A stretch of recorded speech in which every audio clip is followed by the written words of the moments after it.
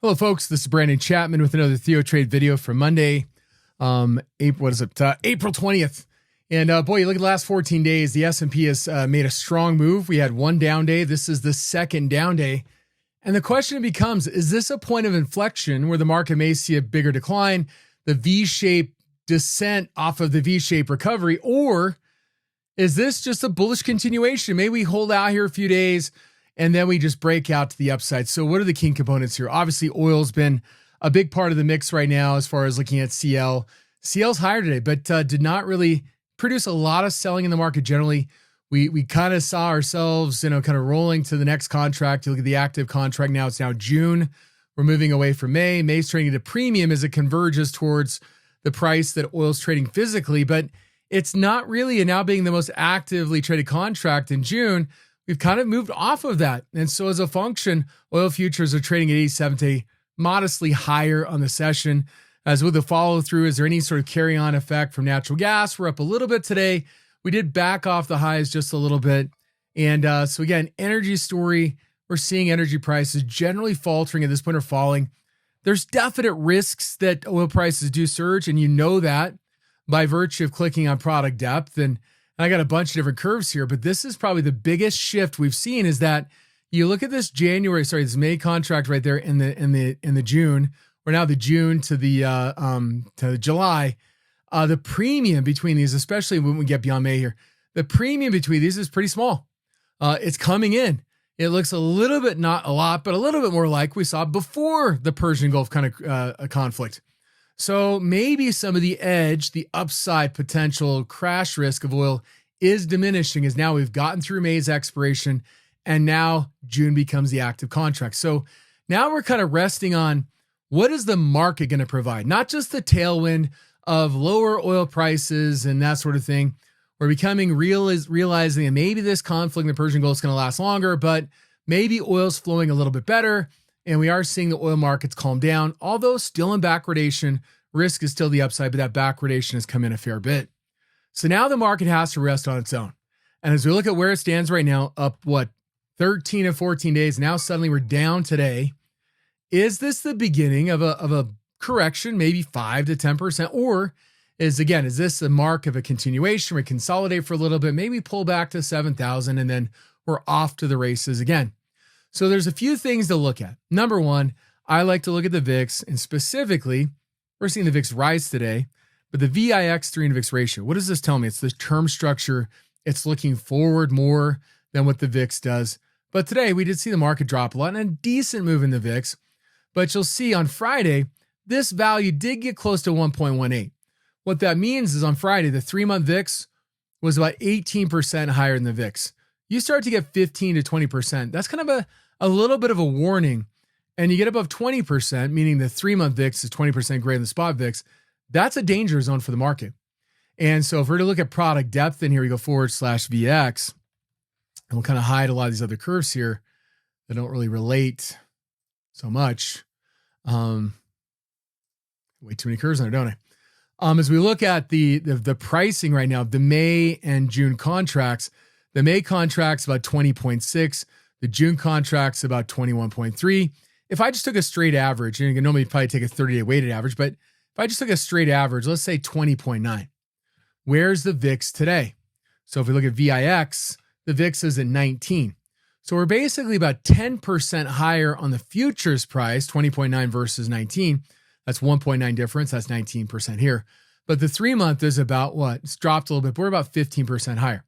Point being is we were pretty high on Friday in terms of our expectation, but not extreme. As we look at skew is rising as well the last couple of days after falling pretty dramatically for 2 consecutive days, still at a high level, 139, but falling from 156, 157. Now we look at dispersion. Well, dispersion is the difference between the S&P volatility or the VIX and the actual implied volatility of the individual components of the S&P 500. And so a little while ago, I talked about the potential increase in dispersion off the lower level here. And we've kind of reached that level up here at 38. Not quite as high as we were at the beginning of October last year, but I talked about the same dynamic. How does dispersion resolve itself when we have a significant rally and dispersion's created as we're seeing the VIX get sold, or the S&P implied volatility, S&P 500 index options, particularly puts, get sold, and calls getting bought in products that are MAG7 dominated, like NVIDIA, for example. And so this becomes a kind of an interesting setup. And as we look at the Block Hunter surveillance console, I'll just find anything. I'll just type in NVIDIA here. It's probably a trade on NVIDIA today. And if I click on Vol Alert, I can see historical prints. And if I go back here to last week, go back to the 14th or something, you'll see the 24th. There's some puts. Those were sold. But we go back here, 16,000, those puts being sold on it, but calls being bought on the 14th, 13,000 calls. We had 35,000 calls being bought. We saw it again on the 15th. So if we go to the 15th in here, 31,000, those are puts. Those were sold as well. But 11,000 puts. I'm trying to find the calls in here. We barely added this. We haven't added the filtering features yet, but calls being bought. I just know this because I analyzed them back then, 22,000. So in essence, what happens? We're seeing puts being sold in the S&P 500 and calls being on NVIDIA. And this, materialized on the 14th with a big move there. In fact, we had a Block Hunter member take an intraday 0 DTE on the 15th, just buying the open based on the activity, had a 300% gain on intraday vertical spread. So really exciting stuff. But again, this was one of the things I talked about that was going to play out, right? Rising dispersion, because we're seeing MAG7 sell off, and because the VIX-EQ is not high enough relative to the VIX, and the VIX is pricing in more volatility than we're experiencing in the S&P. We saw that initially play out here, but then all of a sudden we had what? Well, March 31st right there, we had the rebalancing. We saw a big pickup in the S&P 500 on the 31st right there. We kind of bled higher for a few days, and then we got the gap right here that occurred as we saw the ceasefire. And this really led to a pretty substantial short squeeze. And for a lot of these technology, quantum names, they had a massive move here in the last little bit over a week. MNTS kind of popped, and this dropped the last couple of days, but the IMQ. And a lot of the source of these movements is short squeeze driven by call options being bought. And this is kind of the periphery of the big trades that have been occurring over the last little over a week in NVIDIA. And really circling back also to calls that were bought in the Qs, 24,000, 20,000 another day. Tried 3 Qs back here in late March. And that we saw those really far to the money calls just go in the money with this huge rally. So call buying the Qs, call buying in stocks like Amazon and NVIDIA, and even smaller stocks, but in that semiconductor space. Back here on the 25th, and then on the 1st of November of April, significant call option buys in Intel, and that narrative slipped today. We're starting to see more puts being bought today, 5,000 at a pretty low strike price. We're starting to see a little bit of intraday pressure enter the picture in Intel ahead of earnings coming up on the 23rd. So why am I sharing this? That dispersion could come down if, very similar to last October, as MAG7 was really sucking the life out of the rest of the market. Very similar position right now, with the exception of 2 days right there. We saw a little bit of a rally across the board. But if we start to see the resumption of MAG7, the resumption of dispersion going higher, we're going to see increasingly more focus on those MAG7 names, namely NVIDIA, and its sphere might continue higher. But what's going to cause dispersion to go down? Well, this is a result of selling as the VIX begins to catch up with the volatility of those components.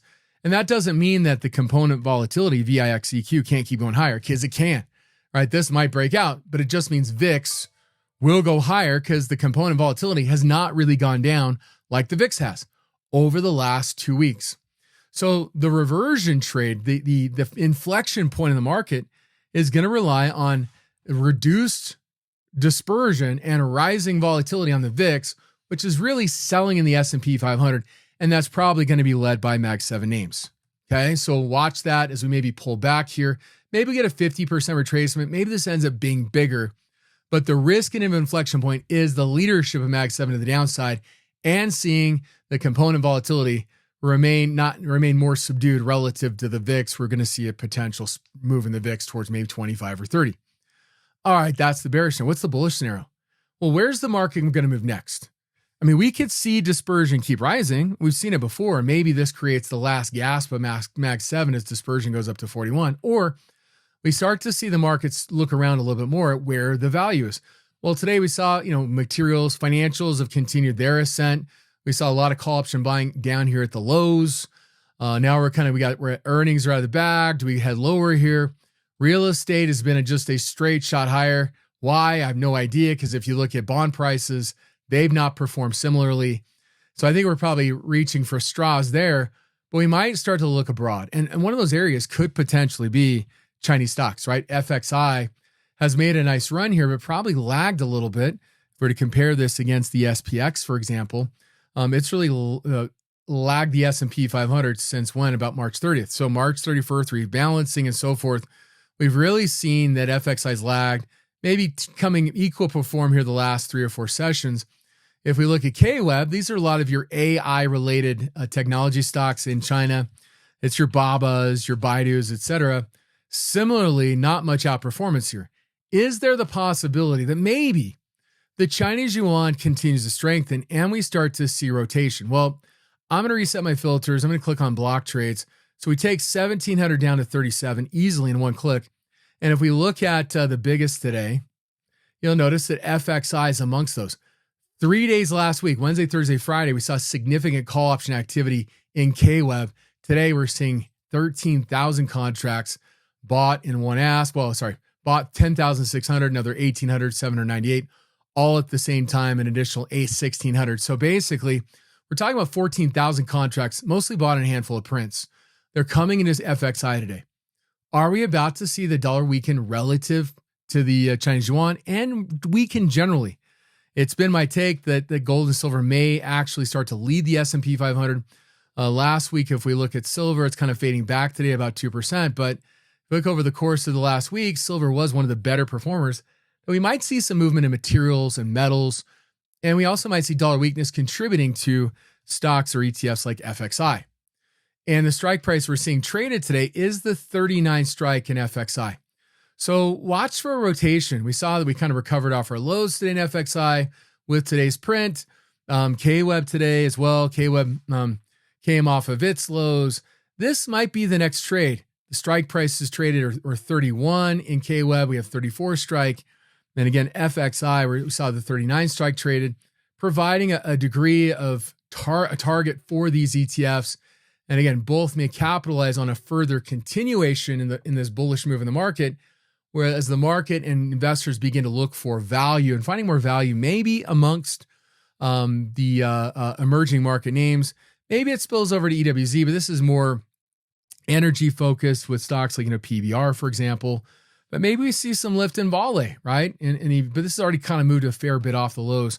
So I'm looking more at China as the bigger opportunity in the near term.